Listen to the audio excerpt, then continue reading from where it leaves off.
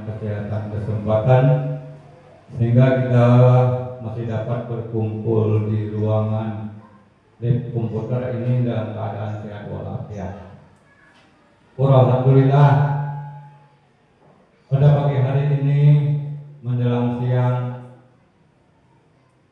kita patut bersyukur karena para teman kita atau guru SD 5 Merapi Timur yang telah diutus ke Lahat guna untuk mengikuti coding. Pada hari ini juga ilmu yang didapatnya di Lahat akan ditransfer kepada kita guru. Namun andai kata ada kekurangan, kelebihan daripada narasumber dari guru kita yang telah diutus, yaitu Ibu Zuraida BHW SPDI, itu adalah kekurangan kita bersama. Andai kata ada kelebihan, alhamdulillah itu kelebihan kita bersama. Namun yang jelas pada pagi hari ini menjelang siang kita masih diberinya waktu untuk belajar coding. Setelah belajar coding tadi, boleh kita bertanya apa yang dimaksud dengan coding, coding terdiri berapa, dan lain-lainnya. Namun kita harus belajar bersama. Terima kasih kepada narasumber yang telah memaparkan materi yang akan datang, dan untuk menyingkat waktu cukup sampai di sini. Wabillahi taufiq wal hidayah. Wassalamualaikum warahmatullahi wabarakatuh.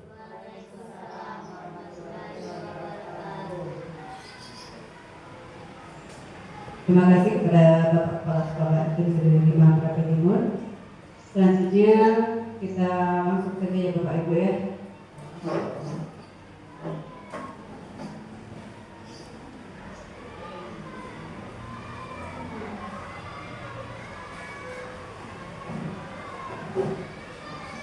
Selamat pagi menjelang siang semuanya.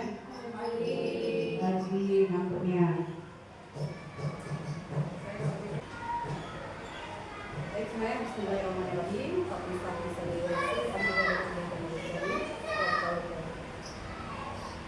Kita ucapkan syukur kepada Allah Subhanahu wa taala ya. Hari ini tepat di hari Senin tanggal 17 November 2025. Alhamdulillah kami telah mengikuti sebanyak 11 hari pertamanya. Dan pada hari ini kami akan menyampaikan apa yang disampaikan ketika kami pelatihan atau coding dan kecerdasan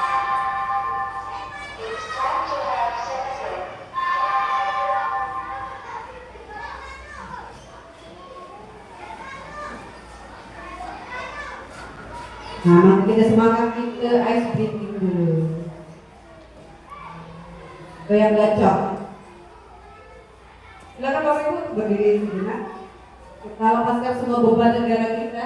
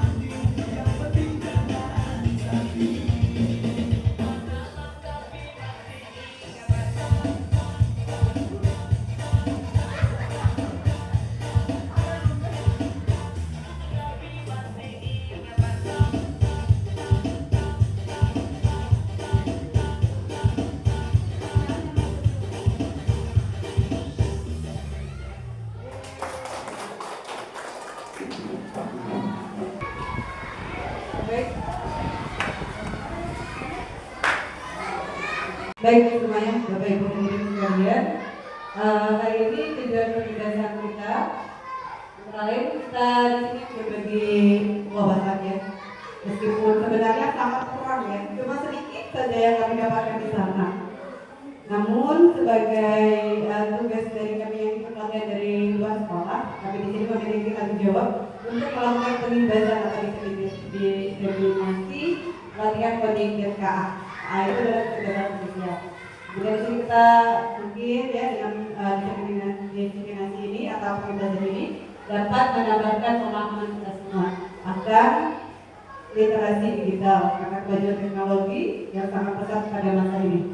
Kemudian di sini insya Allah nanti kita akan berikan contoh pemanfaatan KA di bidang pendidikan, salah satunya kita ini seorang guru ya. Penting sekali untuk membuat administrasi baik itu soal dan sebagainya.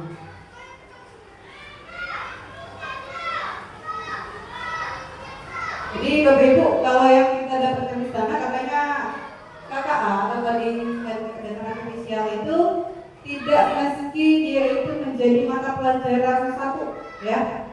Misalnya kalau kita di SD ini ada beberapa mata pelajaran, ada IPAS ya, ada SBDP, PKM, Bahasa Indonesia, Agama. Nah di KKA ini bisa kita integrasikan ke dalam mata pelajaran. Ataupun kalau memang ada guru yang sanggup mengajar dan sekolah itu juga mampu, boleh adanya mata pelajaran KKA, mata pelajaran sendiri. Jadi ada 4 pilihan di sini, bisa menjadi mata pelajaran pilihan ya, atau kita sebut dengan KKA, coding ataupun kecerdasan artifisial. Kemudian yang kedua bisa kita integrasikan, masukkan ke dalam pembelajaran kita. Dan kita belajar bahasa Indonesia, matematika, SBDP, agama, bahkan ya pendidikan olahraga. Kemudian ada lagi pelajaran misalnya apa lagi pelajaran bahasa Indonesia ya, IPAS. Nah kemudian kita bisa juga ambil di kegiatan kurikuler.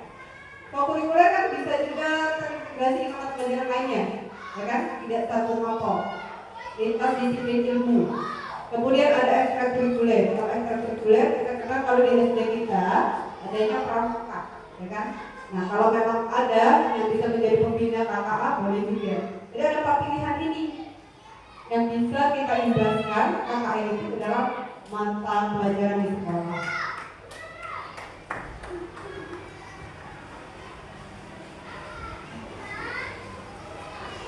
Bapak Ibu pasti sering ya mendengar yang namanya coding atau mungkin juga AI. AI, artificial intelligence.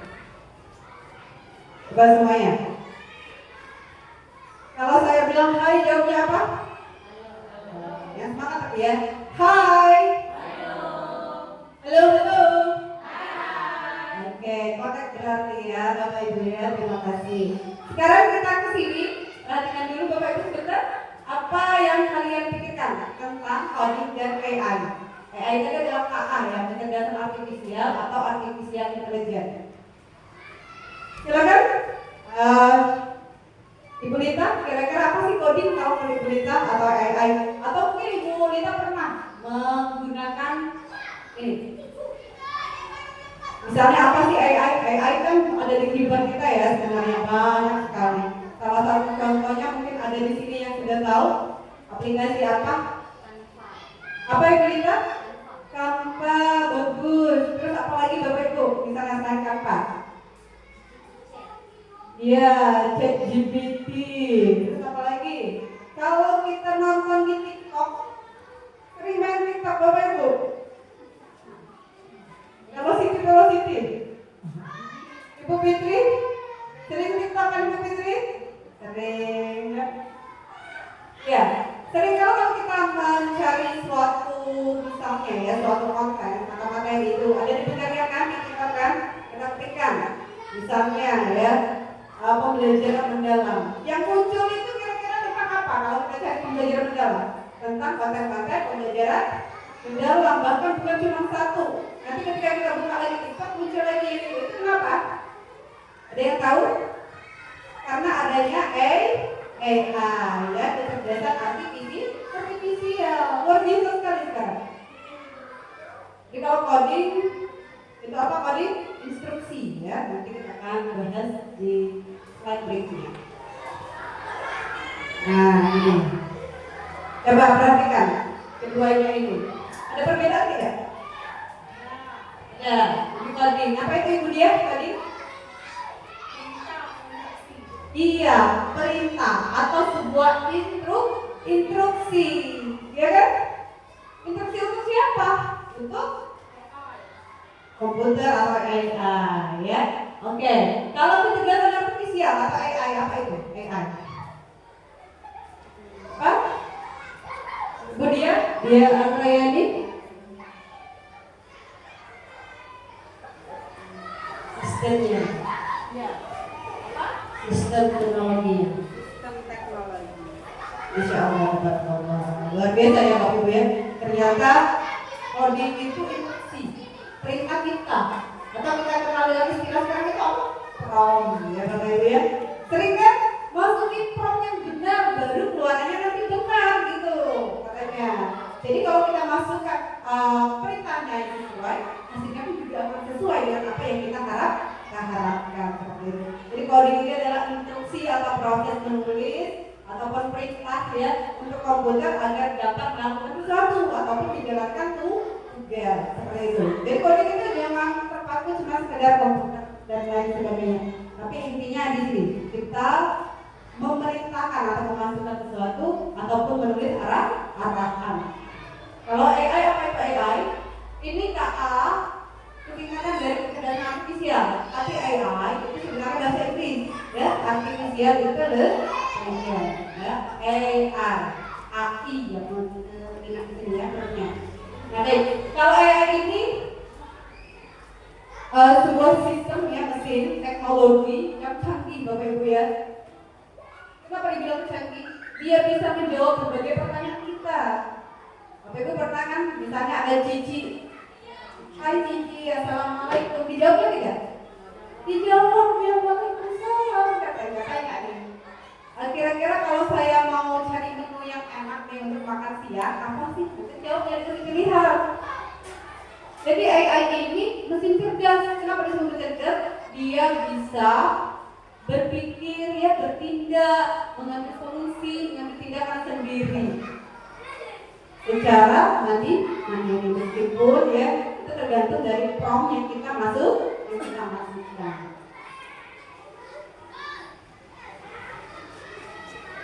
Kira-kira penting tidak kalau KA itu ada diajarkan di SD? Bapak Ibu, menurut Bapak Ibu semua? Penting ya? Penting. Kenapa penting coba?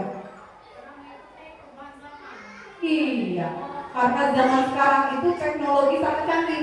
Mau tidak mau, semuanya juga harus pakai teknologi. Jadi KKA ini penting sekali. Kita belajar berpikir bagaimana sih coding itu berpikirnya atau AI itu berpikirnya, ya.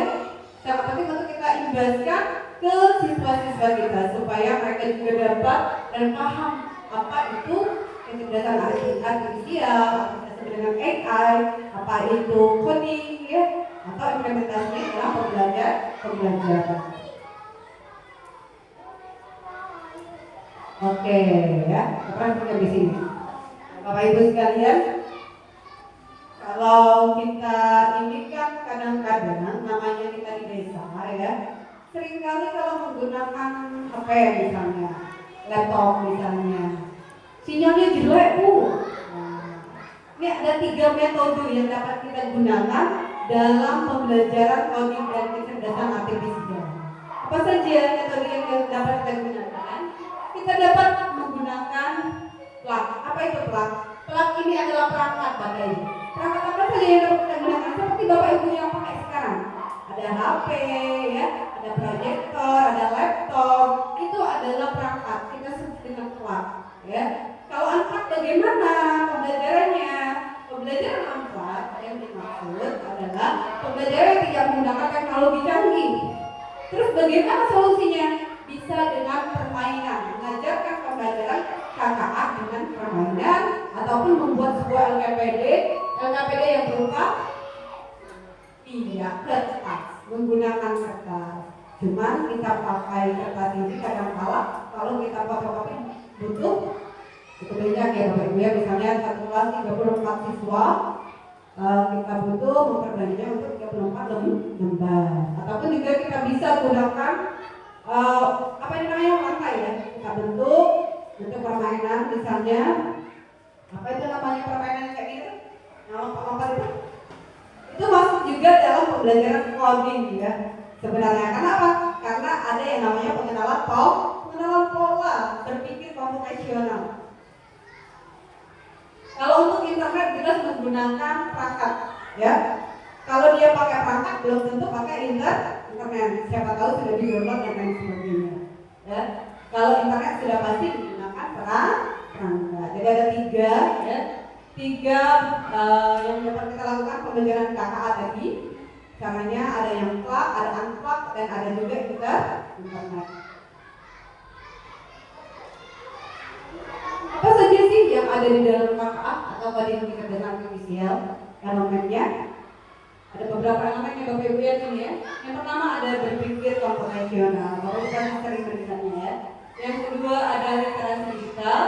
Yang ketiga literasi dan etika KA atau kecerdasan artifisial. Ada selanjutnya pemanfaatan pengembangan kecerdasan artifisial. Ya Bapak Ibu ya.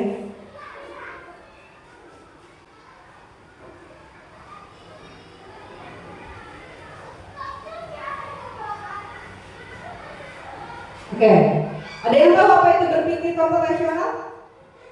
Berpikir seperti apa sih berpikir komputasional itu? Berpikir secara logis dan sistematis.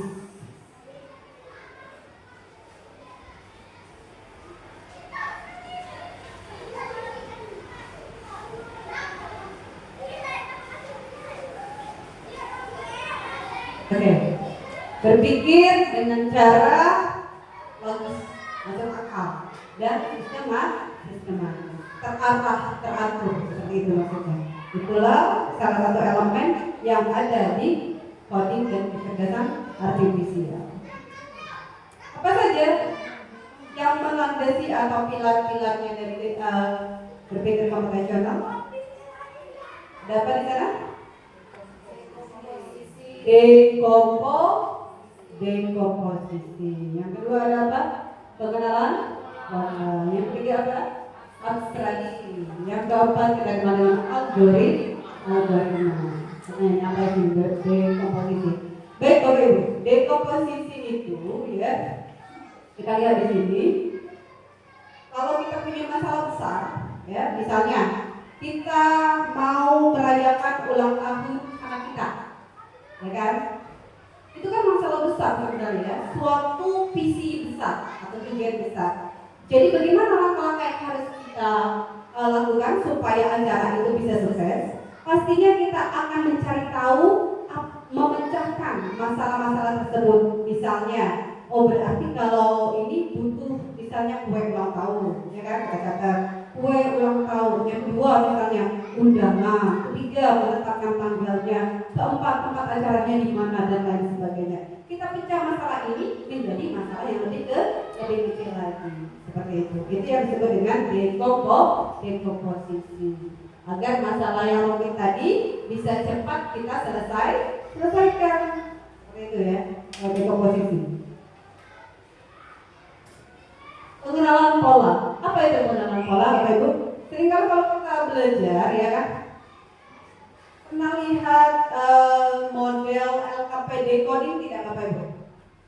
Silakan kalian searching sendiri ya nanti di Google. Di situ kalian buat atau masukkan kata kuncinya coding SD. Nanti banyak. Nah, bentuk-bentuknya misalnya pembelajaran bilangan misalnya ya. Angka 1 kita buat warnanya jam misalnya kan seperti itu. Itu adalah salah satu contoh berpikir komputasional dalam bidang elemen pengenalan pola. Apa itu pola? Bentuk ya. Bentuknya yang sama. Jadi pemecahan masalah kita cari mungkin ada sih tidak sih langkah-langkah solusinya sama. Misalnya mau bikin nasi goreng misalnya. Mau apa lagi deh misalnya? caranya bagaimana bikin nasi goreng. Oh, pertama kita gunakan minyak, panaskan gitu ya. Kemudian apa lagi? Mie goreng. Mie digoreng, oh caranya sama juga. Minyak juga membutuhkan minyak untuk dipanaskan. Jadi pengenalan pola itu penting.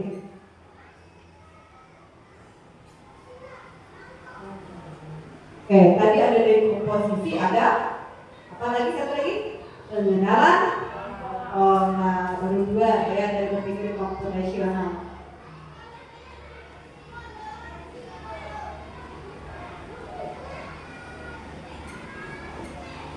Kalau yang ketiganya kira-kira apa ya Bapak Ibu ya? Setelah pengenalan pola. Iya, adanya abstraksi. Apa sih lawannya abstrak? Konkret. Kalau konkret kita bisa nyata, kalau abstrak tidak nyata. Berarti apa? Kalau berpikir komputasional dengan abstraksi, menghilangkan hal-hal yang tidak penting, ya kita ambil intinya saja, seperti itu. Jadi berpikir komputasional dengan mengambil inti sarinya.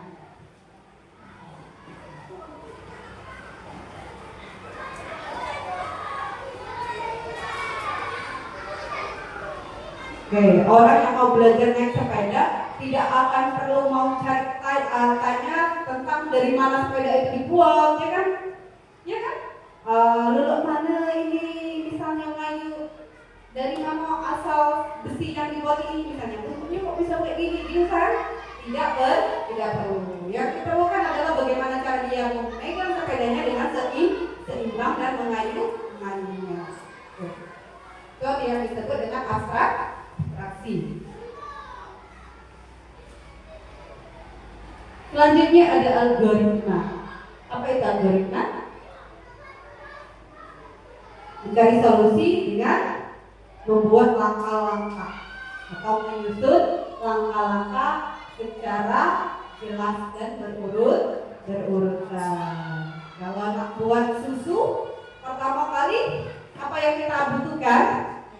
Air panas. Terus apa? Susu. Terus apa lagi? Cangkir. Terus apa lagi? Sendok. Terus?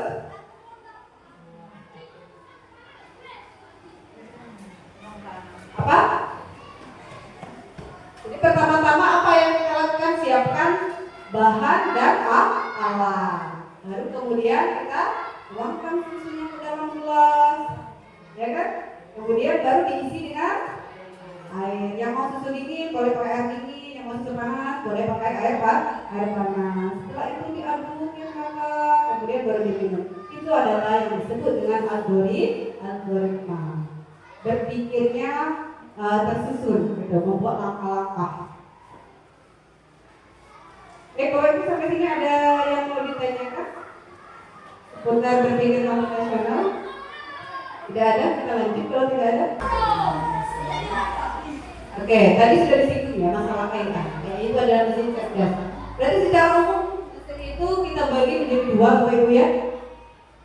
Mesin itu kita bagi menjadi dua atau terbagi menjadi dua.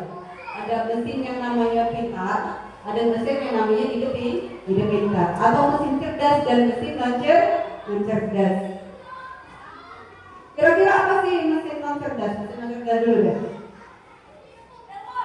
Mesin non-cerdas. Kita lihat di sekitar ruangan kita di sini. Ini apa ini? Namanya Bapak Ibu di depan? Kipas angin. Fungsinya untuk apa? Mendinginkan ya, membuat tubuh lebih dingin. Kira-kira gerakannya hanya seperti ini yang bisa dia lakukan atau ada yang lain? Seperti ini saja ya, cuma satu tindakan yang dapat dia lakukan. Intinya disebut dengan mesin non-cerdas. Jadi apa mesin non-cerdas? Misalnya di sini ada lagi nih. Apa ini? Speaker. Untuk apa speaker? Pengeras suara ya Bapak Ibu ya. Jadi pengeras suara, fungsinya hanya pengeras suara saja, ya, supaya suaranya bisa terdengar lebih kuat, bisa didengar oleh orang lain di sekitar kita di sini misalnya.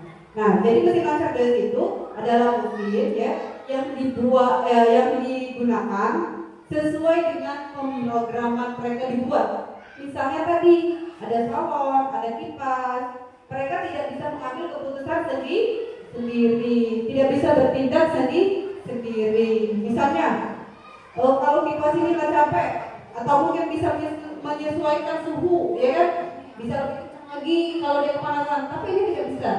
Kipasnya cuma seperti ini saja. Paling dia ada pilihan 1, 2, 3 untuk lebih kuat atau lebih lemah lagi putarannya seperti itu. Jadi kalau mesin cerdas adalah mesin yang hanya bisa bertindak sesuai dengan pemrograman awalnya atau dibuat pada awalnya mesin itu. Sekarang mesin cerdas, kira-kira apa sih mesin cerdas?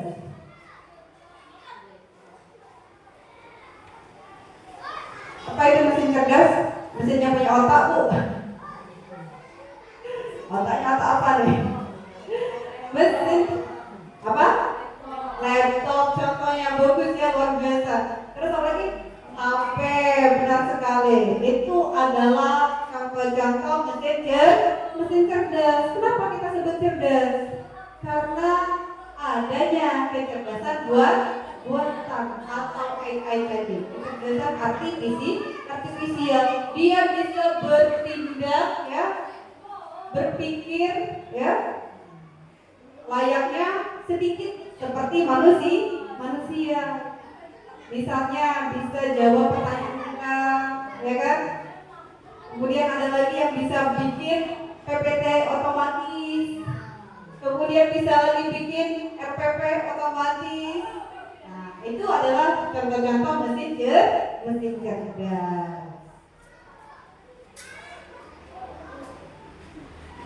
Nih, kita lihat di sini. Ya, ada Google Translate, ada Google Siri ya. Kemudian ada Canva, ada TikTok, apa tadi. Kemudian ada YouTube. Banyak sekali. Ini cuma beberapa contoh saja. Ini apa ini, Bapak Ibu? Iya, Google Maps ya. Pintar tidak Google Maps?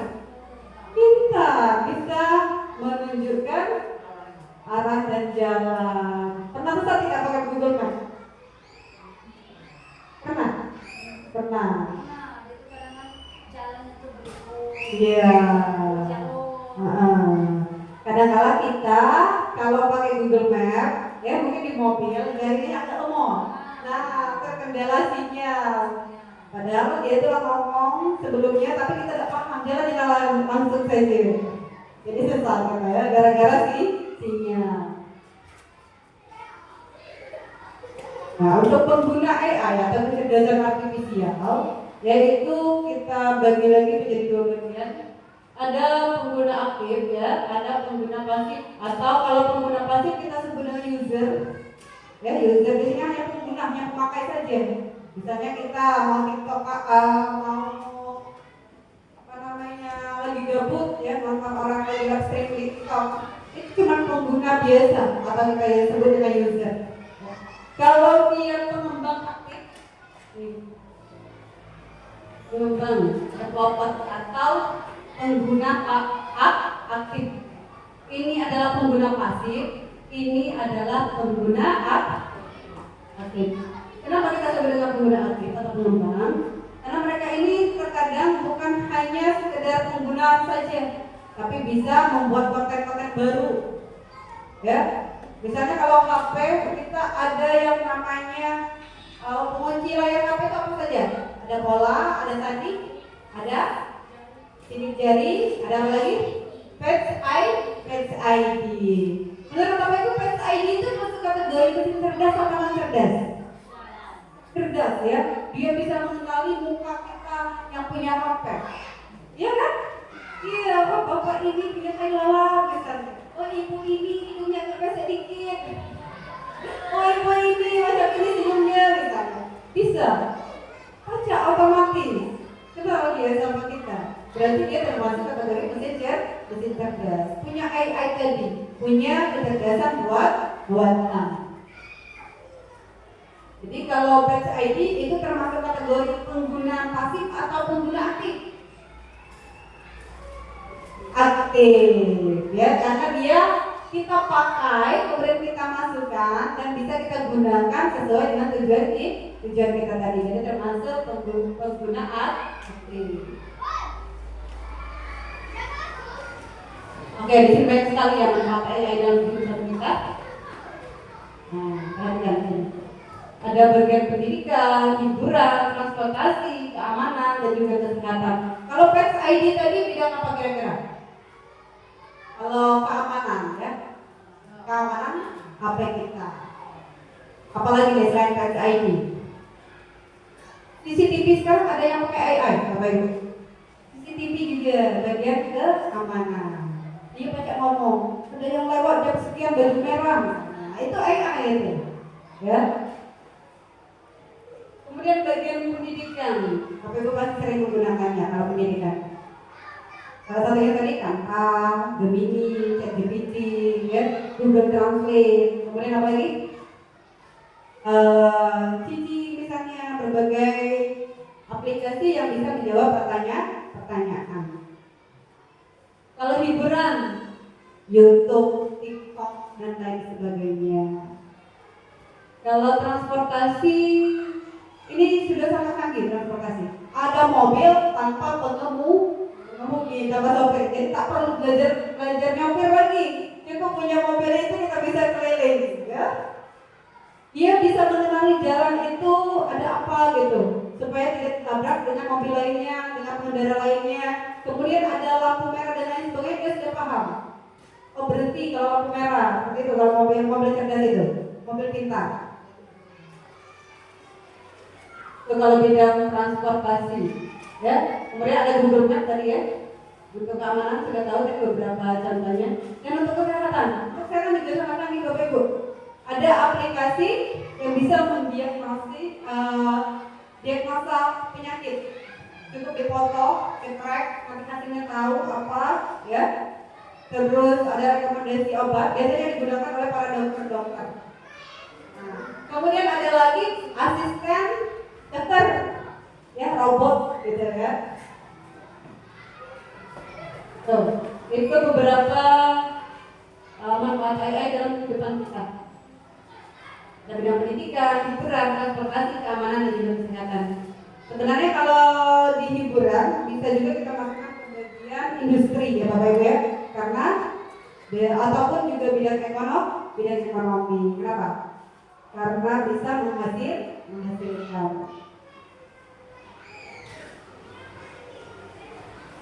Oke. Jadi kalau kita lihat dengan AI ini banyak kemudahan yang dapat kita dapatkan, ya, yang bisa kita dapatkan dengan adanya AI. Misalnya kalau zaman dulu nih belum paham yang namanya AI, bikin soal itu kira-kira soal 20 butuh waktu berapa lama kita? Sekitar 30 menitan ya. Ya, sekarang dengan AI hanya beberapa menit saja. Jadi waktunya tidak banyak mubazir. Bisa mempercepat pekerjaan kita, bisa mempermudah pekerjaan kita. Itu manfaat AI dalam kehidupan kita. Selanjutnya di sini ada tantangan. Banyak tantangan. Dengan adanya kemudahan ternyata ada tantangan yang dengan adanya KA ini atau dengan peristiwa. Misalnya banyak terdapat plagiat.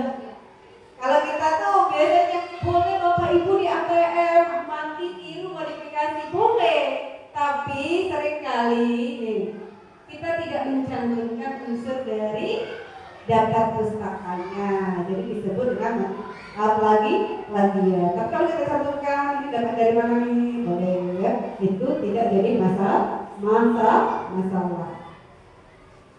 Adanya miskonsepsi. Banyak berita-berita di sosial media, ya. Loh kok itu meninggal, apa benar apa salah? Widih, hoax itu ceritanya. Nah, banyak sekali. Atau mungkin video, loh itu dimakan ikan katanya Jessica. Nah, ini asli tidak? Oh ternyata tidak, AI yang buat.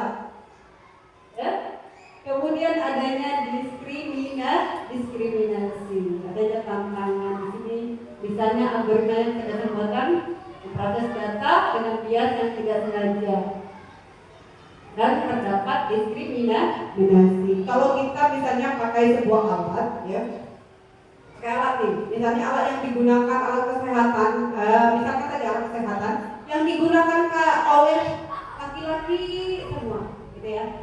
Dia kan dapat infonya, dapat masukannya dari data laki-laki. Tiba-tiba ada si perempuan yang menggunakan aplikasi tersebut. Kira-kira itu menjadi bias tidak? Menjadi bias. Condong ke data laki-laki. Seperti itu. Pelanggaran privasi. Sering pakai Gemini untuk edit foto? Sering ya. Nah, hati-hati karena di sini sebenarnya takutnya Gemini tersebut, ya, ada orang yang nyari foto misalnya, siapa tahu bisa ditemukan foto kita. Dan kadang-kadang muka kita kok mirip sama si A ya muka kita ya di hasil AI tadi. Atau mungkin ini karena dia sudah menggunakannya paling.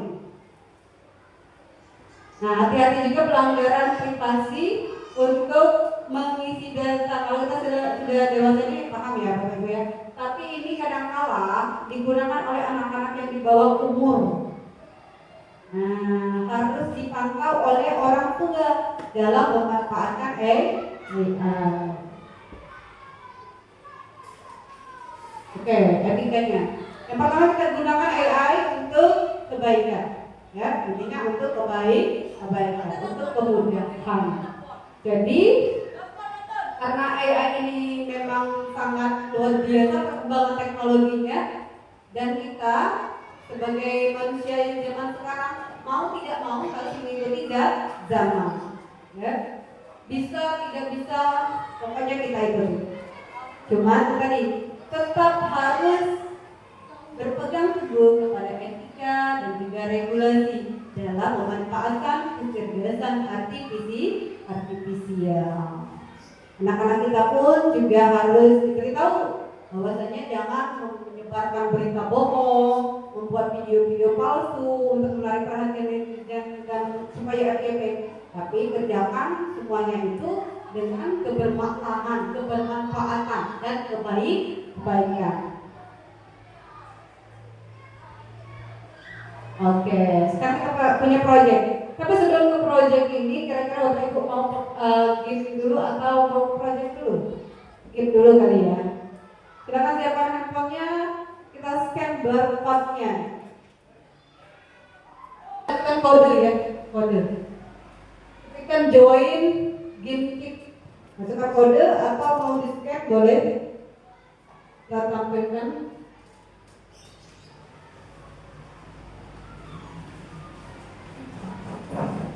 Scan kodenya, kemudian masuk. Boleh maju Bapak Ibu kalau tidak kelihatan. Dari Google berikan dikit atau langsung ke Google Lens. Google Lens ya, di Google kamera itu langsung scan. Nah ya, di laptop boleh. Nah, tuliskan namamu atau nama siapapun, namamu saja ya. Baru kita akan belajar memanfaatkan AI untuk membuat soal. Isi soal. Kali lagi kita ulangan semester 1 atau semester ganjil. Ada HP-nya boleh diambil.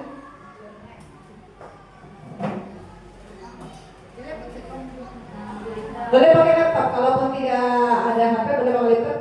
Ke Google, ketikkan GameKit. Join GameKit gitu. Tulis namamu, kemudian klik join atau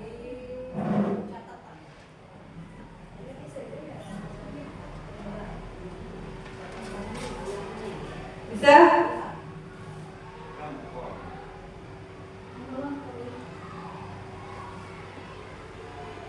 Nama singkat jadi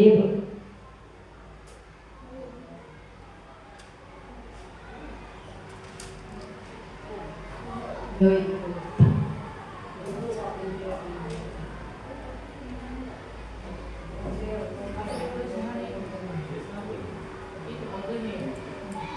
itu kodenya.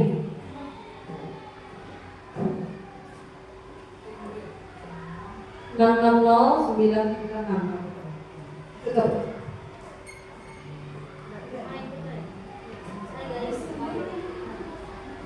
Enam enam nol sembilan sembilan enam enam nol sembilan. Kita mulai kalau sudah masuk.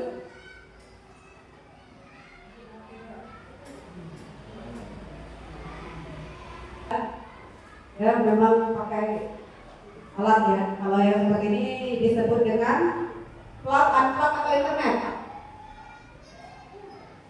Baru 5 mas, baru 7 ya. Baru 7. Sudah masuk semuanya? Kita mulai. Belum?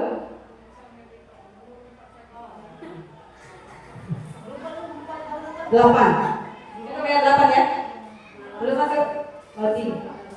Loading. Boleh nyusul ke?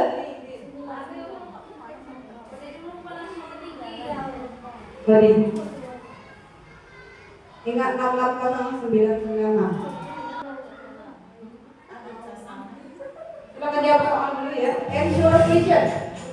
Kita akan cari pemenangnya. Siapakah yang akan menjadi juara 1, 2, dan 3 di antara Bapak Ibu sekalian. Semangat. Jawab soal ensure vision. Klik yang di bagian sini.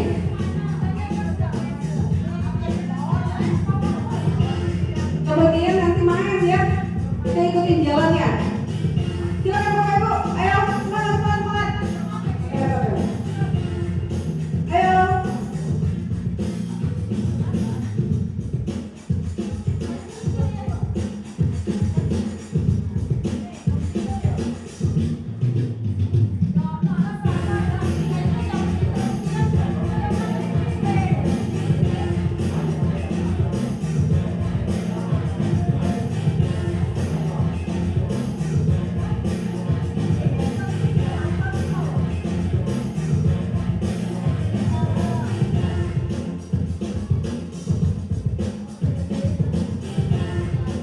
Ayo, silakan. Lanjutkan. Kalau udah penuh yang ini.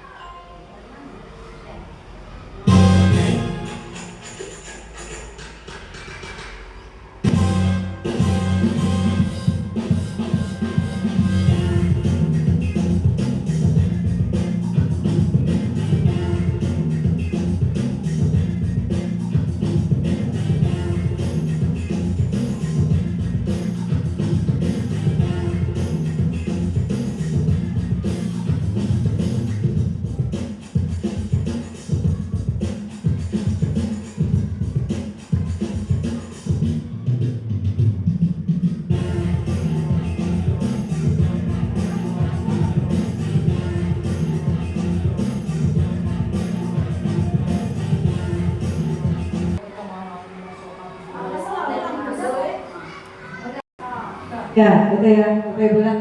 Banyak sekali aplikasi permainan atau game interaktif yang bisa kita gunakan. Salah satunya adalah game.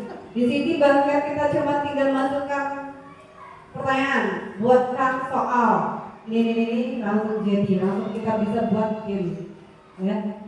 Ini untuk kalau kalian mau buka saja di Chrome atau Google ya, cari gimkit.com. Nanti masuk, buat pertanyaan pakai AI. Kita bagi linknya ke siswa ya, sesuai dengan materi kita. Misalnya materinya tentang puasa atau mungkin juga materinya tentang rukun Islam dan lain sebagainya. Atau sesuaikan dengan materi Bapak Ibu yang ada di kelas. Sebar linknya, kemudian setelah masuk semua baru kita mulai seperti itu. Ya Bapak Ibu ya. Bagaimana? Seru tidak? Lumayan ya, lumayan menguras otak. Tepuk tangan dulu dong untuk kita hari ini, Masya Allah, luar biasa. Oke, sekarang Bapak Ibu, kita akan bikin project. Projectnya adalah buat kisi-kisi soal. Saya tanyakan, kisi-kisi dulu apa soal dulu? Seharusnya yang benar adalah kisi-kisi dulu ya. Kita pakai AI apa nih? Pakai Gemini atau pakai ChatGPT atau pakai aplikasi lainnya? Gemini. Sekarang buka Gemini untuk semuanya. Ya, Gemini gitu. Cari Gemini. Passwordnya sambungkan boleh.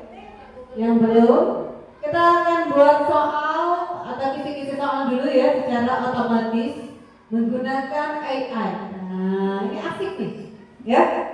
Biasanya bikin soal paling malas, bikin kisi-kisi paling malas, tapi dengan AI itu sangat luar biasa mudah. Oke, kita kenal dengan coding. Coding tadi apa?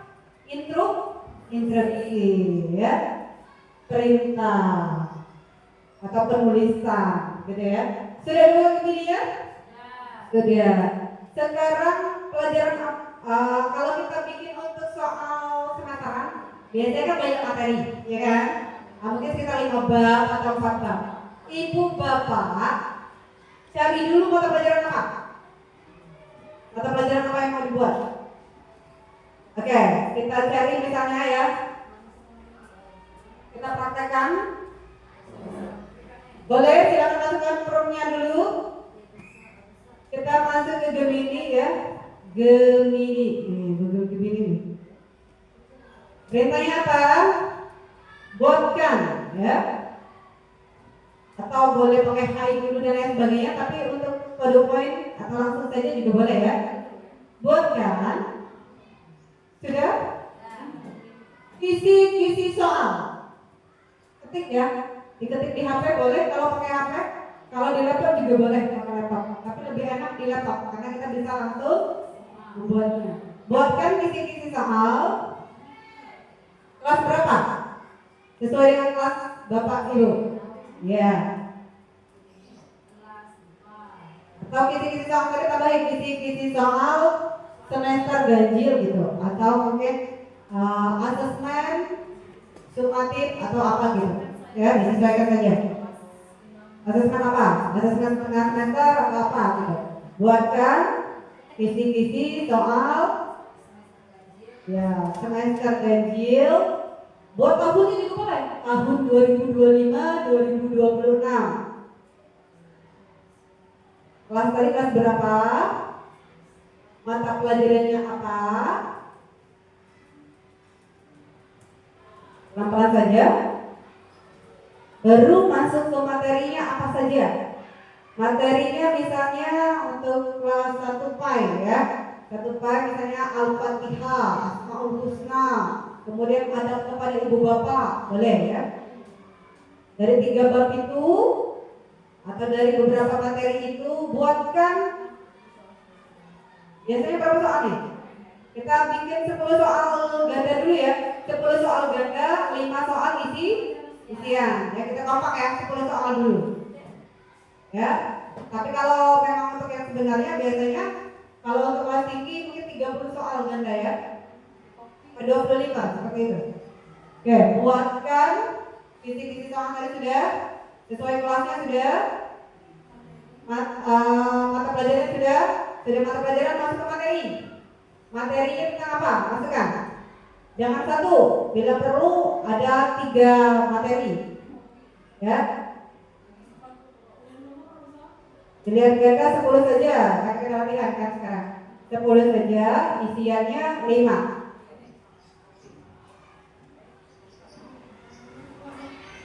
Oke.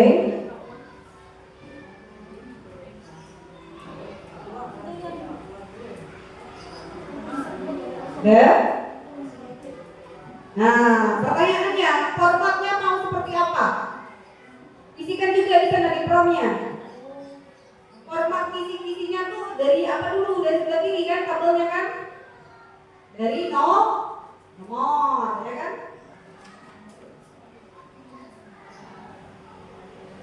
Kemudian jangan lupa soal itu harus ada yang hot atau level kognitifnya, ada yang C4, C5 dan CE6. Ya. Jangan lupa buat beberapa soal yang hot gitu, ya. Yang berpikir tingkat tinggi, bukan yang sulit, tapi yang berpikir tingkat tinggi.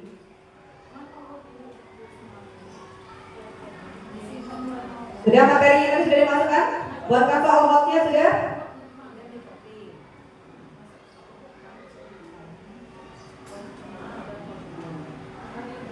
Masukkan hotnya ya. Oke.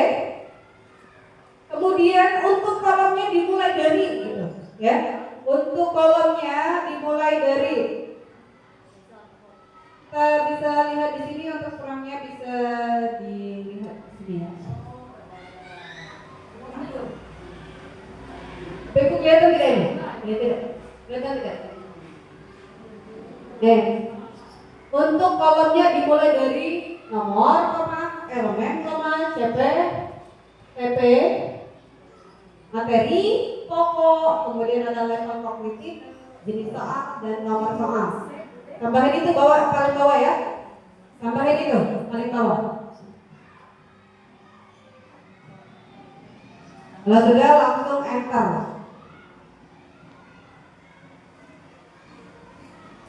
Di misalnya saya buat soal seperti ini.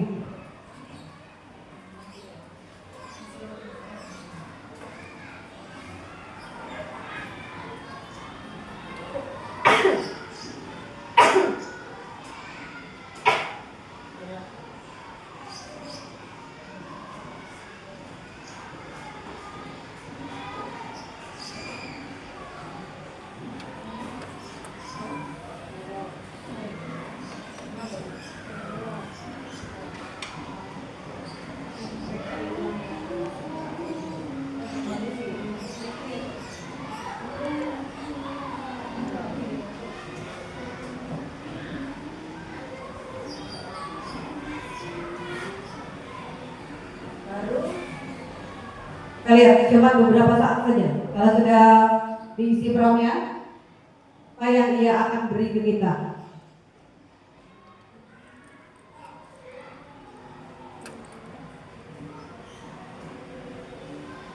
Tuh, Gemini lagi belajar tuh, belajar memproses data yang kita masukkan. Oke.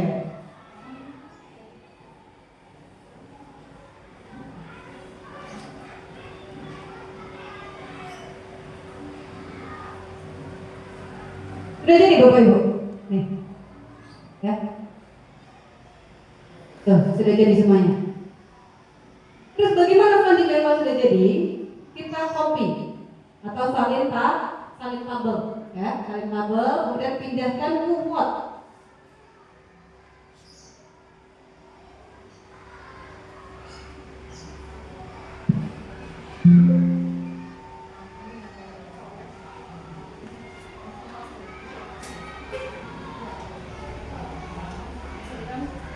Oke. Kisi-kisi dia bentuknya landscape apa potret? Landscape ya. Landscape. Langsung pastekan. Oke, sudah selesai. Bagaimana? Tinggal edit. Kalau ada yang belum sesuai, kita masukkan prompt lagi juga boleh. Nah, setelah buat kisi-kisinya di bawahnya itu perintahkan buat soalnya. buat soal dan kunci jawaban. Soal yang pilihan ganda buat 2 kolom bilang. Ya. Soal pilihan ganda buat 2 kolom.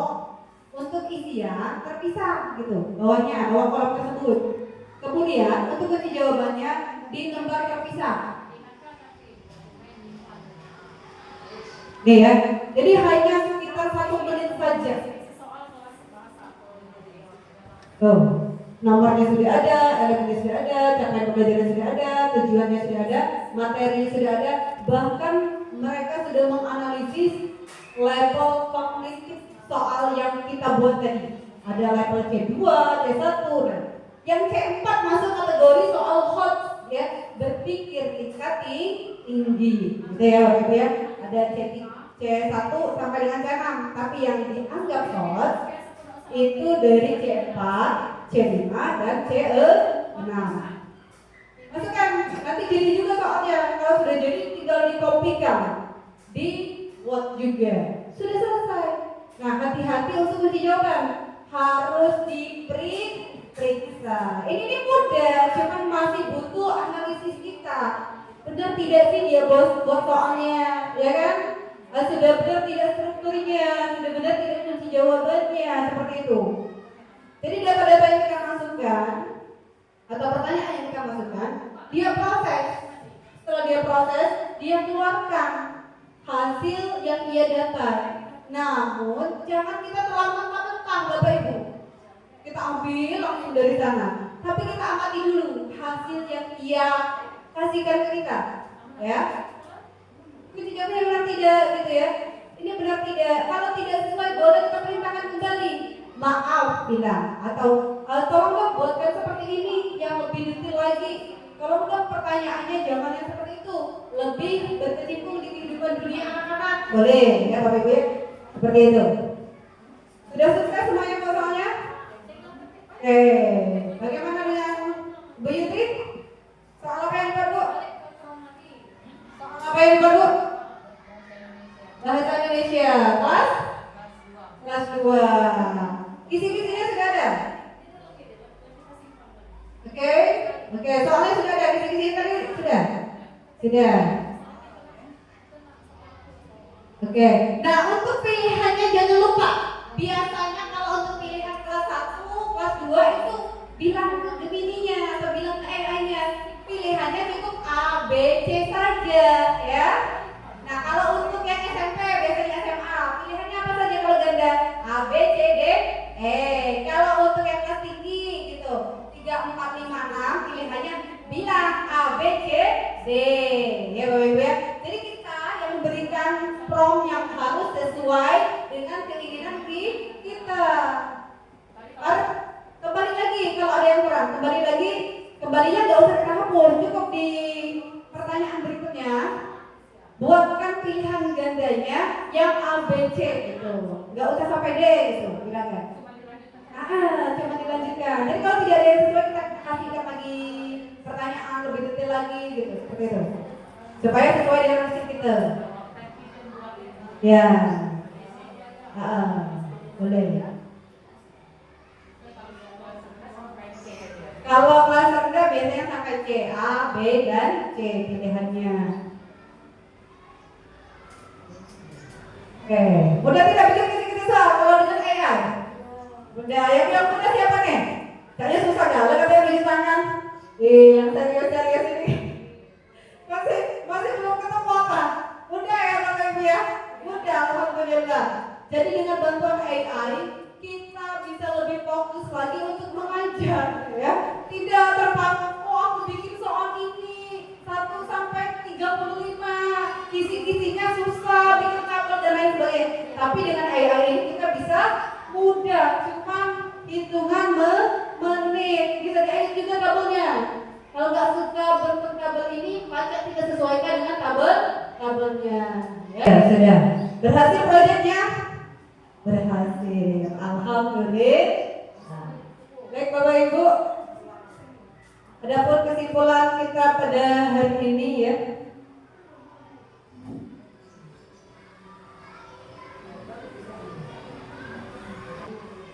Bahwasanya AI itu adalah kita buat AI itu sebagai asisten pribadi kita yang bisa mempermudah segala pekerjaan kita dalam kehidupan ini. Khususnya kita sebagai pendidik ini sangat membantu sekali. Bikin soal, bikin game, ya, bikin kuis interaktif dan lain sebagainya dapat mempermudah semua kegiatan kita. Jadi manfaatkan ini semaksimal mungkin untuk kebaikan dan juga kemajuan bersama. Ada pertanyaan untuk sesi ini, Bapak Ibu? Tidak ada? Tidak ada yang mau bertanya? Sudah pas semuanya? Pas ya? Tidak ada? Oke. Atau mungkin aplikasi lain? Tidak ada? Oke. Siap kalau tidak ada. Berarti supaya sudah jelas dan sudah paham, mari sebelum kita tutup pembelajaran diseminasi KKA ini, kita tutup bersama-sama dengan melafazkan lafaz hamdalah. Alhamdulillahirabbil alamin. Terima kasih Bapak Ibu di sini saya cuma sekedar menyampaikan apa yang saya dapatkan di pelatihan KKA kemarin.